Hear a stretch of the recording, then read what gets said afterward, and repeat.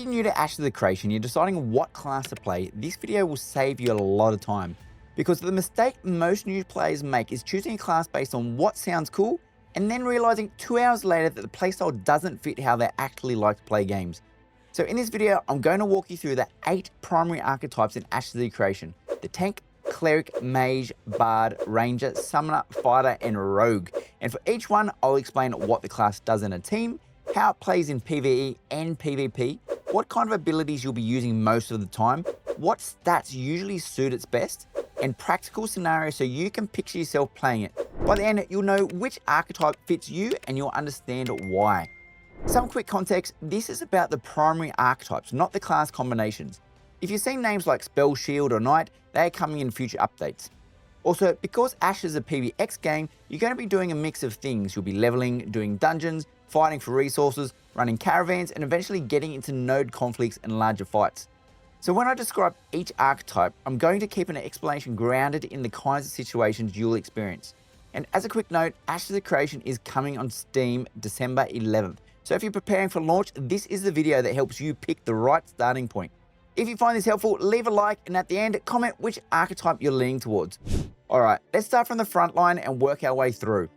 Tank is the archetype for players who want to be the frontline controller. The person who decides where the fight happens, who gets hit, and what enemies are allowed to do. A lot of people think Tank is just high defense. In reality, Tank is about control. Your durability is what allows you to stay in control for longer. Most of the gameplay loop is you engage first, you establish threat, you lock enemies down, and you manage damage in a way that keeps your team safe. You're not just trying to survive, you're trying to keep the fight organized. Now, here's a very real PvE scenario. You walk into a dungeon, boss fight, and the boss has a frontal cleave, a slam, and some kind of targeted ability.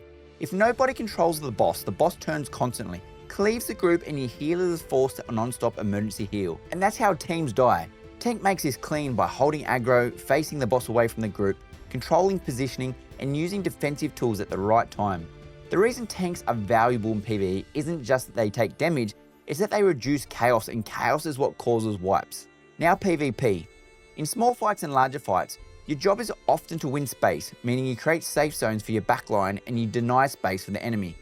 As a tank, you use crowd control, block paths, disrupt engages, and forcing enemies' damage dealers to waste time.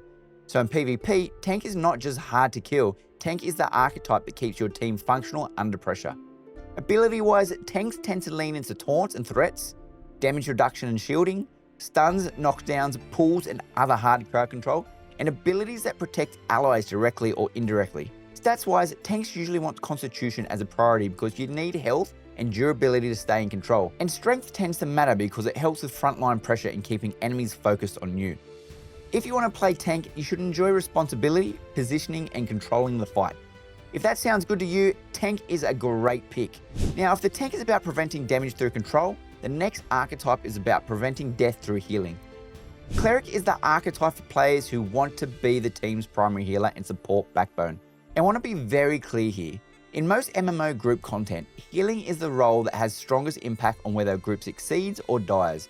Your gameplay loop is you manage health bars, you predict incoming damage, and you use the right spell at the right moment. It's not only reactive, great healers are proactive. They see what's about to happen and they prepare for it. Here's a common PvE scenario. Your tank pulls too much, a mage gets clipped by something, someone stands in an ability, and all of a sudden the group is taking more damage than expected. Without a strong healer, that becomes a wipe.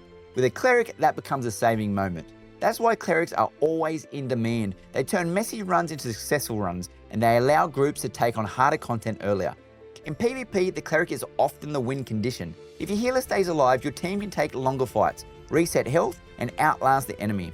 And if your healer dies early, your team has a very hard time winning that battle. So the cleric experience in PvP is also about positioning and survival. You're not a frontline class. You kite around while your teammates protect you. Cleric abilities generally include single target heals, group heals, shields and barriers, cleanses, and resurrection. You may have damage spells as well, but your identity is support and healing. For stats, clerics usually care about wisdom and intelligence because they're focused on magical output and healing performance. If you want comfort in longer fights, mentality can also help with your mana sustain. Pick cleric if you like being a stabilizer, making clutch saves and supporting a group under pressure. Now, if you'd rather be the reason enemies disappear instead of the reason allies survive, let's talk about the Mage. Mage is the archetype for players who want to deal high magical damage for range and control fights with elemental effects. Mage is usually a high impact, but comes with a trade-off. You typically have a lower survivability, so you win by positioning and timing. Mage gameplay is often about setting up a spell sequence, you apply a condition, you slow, chill, or another status, and then you follow up with the strongest spell that benefits from that setup. So your power comes from spell choice and execution, not just spamming one button. In PvE, a very common scenario is grinding or clearing dungeons where enemies come in groups.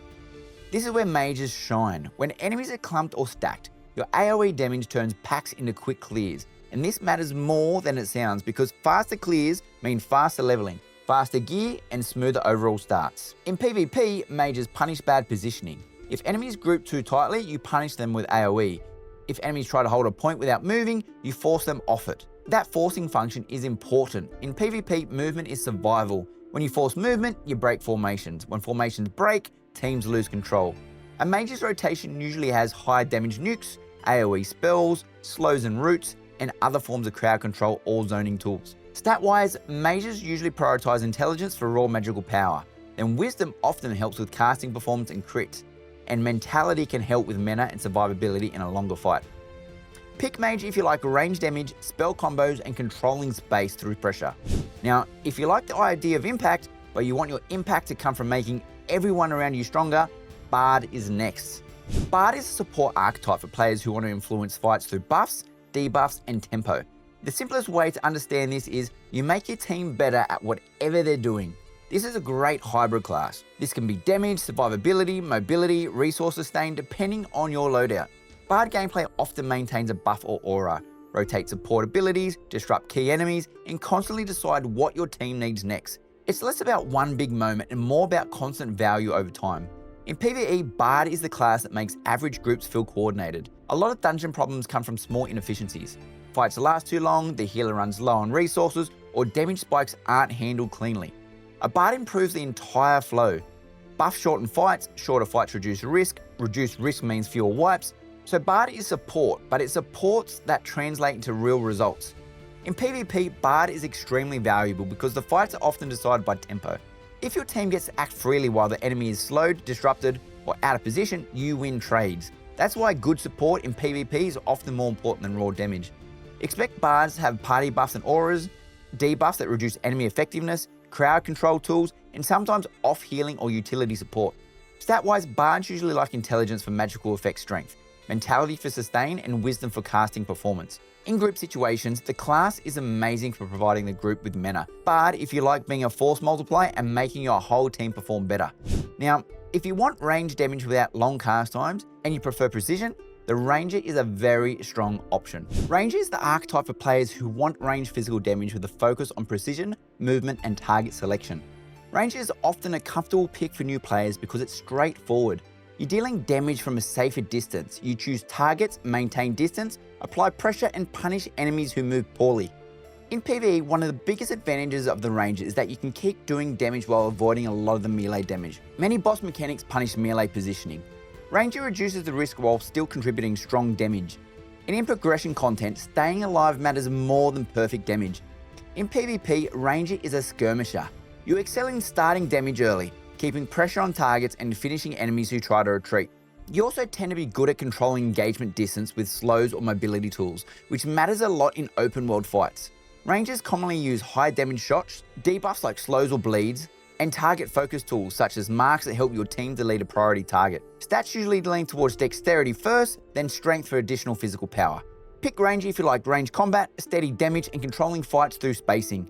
Now, for the archetype that appeals to players who want flexibility and strategic options, Summoner is your pick. Summoner is the archetype for players who want flexibility. You fight alongside summoned creatures, and that gives you options for more situations than most classes. This is often an attractive pick if you like having tools for different problems rather than one single identity. As a summoner, choose the right summon for the situation, and combine your own abilities with what your summon is doing. With Summoner, you have a choice of tank, DPS, or support summons. It's a bit more involved than Ranger or Fighter, but that's also what makes it rewarding. In PvE, Summoner can be great for solo play because your summon can take pressure off you. In group play, Summoner is valuable because flexibility matters. If your group needs more damage, you can lean into that. If your group needs more help stabilizing, you can adjust to those choices. That adaptability makes Summoner a strong all-rounder. In PvP, Summoner creates complexity for the enemy team. If they focus on you, your Summoner continues to apply pressure. If they focus on your Summon or waste abilities, you gain advantage. In practical terms, you force opponents to make more decisions, and more decisions increases the chance they make mistakes. So expect summoning and commanding creatures, empowering them, and using your own magic to support that pressure. Summoners usually care about intelligence for magical strength and mentality for sustain, with some variations based on how your summons scale. Pick Summoner if you like adaptability, strategy, and managing multiple tools. Now, let's talk about the two primary melee damage archetypes, starting with Fighter. Fighter is the archetype for players who want to be in melee range, apply constant pressure, and win through sustained damage and aggression. Fighter tends to be straightforward in a good way. You close distance, you keep hitting hard, and you maintain pressure. You engage, stick to the targets, cycle your damage tools, and use mobility to keep the fight going on your terms. In PvE, Fighter is strong because uptime matters. On boss fights, the difference between good and great damage is often simply how consistently you can keep attacking. Fighters typically excel here because they're built to sustain combat. You don't need complicated setups to be effective. You bring reliable output. In PvP, Fighter is valuable because pressure is control. If a mage or ranger is free casting, your team takes a lot of damage. A fighter changes that by forcing them to move by charging at them. And when enemies are moving, they're not executing clean damage rotations. So fighters often win fights by denying enemy effectiveness rather than just stacking damage numbers. With a fighter, expect melee combos, gap closers, burst windows, and tools that help you stay on targets. Fighters typically value strength first for raw power, then dexterity for speed and pressure, and constitution to survive the reality of being in melee range. Pick Fighter if you like brawling, chasing, and constant combat pressure. Now, the final archetype is also melee, but it plays completely different. Rogue is the archetype for players who want stealth, burst damage, and surgical target elimination. Rogue is not about standing toe-to-toe. Rogue is about timing. You choose the right target, approach safely, burst hard, and then reposition or disengage. Before you're punished, Rogue is extremely strong when played well, and extremely vulnerable when played carelessly. In PvE, Rogue often shines by deleting high-priority targets. In most MMO encounters, one dangerous caster or elite mob causes most of the problem. A Rogue can remove that threat quickly, making the entire pool safer. That's the practical value. You reduce incoming damage by removing the cause of it. In PvP, Rogue is scary because you threaten the roles that hold teams together, the healers and the backliners. If a team loses its healers early, it often loses the fight. Rogue is designed to create that outcome, but it requires discipline. If you engage at the wrong time or on the wrong target, you can get caught and removed quickly. Expect stealth and openers, burst combos, poison and debuffs, disables, and escape or repositioning abilities. Rogues generally like dexterity first for crit and evasiveness, then strength to add punch to burst damage. Pick Rogue if you like timing, flanking, and making high impact plays on priority targets. Now, if you're still deciding, here's the simplest way to pick. Ask yourself, what do you want to contribute to a group? And one more practical tip for new players, if you want a straightforward start, Ranger and Fighter are usually easy to understand quickly. If you want to be instantly valuable to groups, Cleric and Tank are always in demand. And if you want a high skill ceiling with a lot of decision making, look at Bard, Rogue, Mage, and Summoner. Now let me know below which archetype you're going to choose. I hope you enjoyed the video, and I'll see you in the next one. Thank you.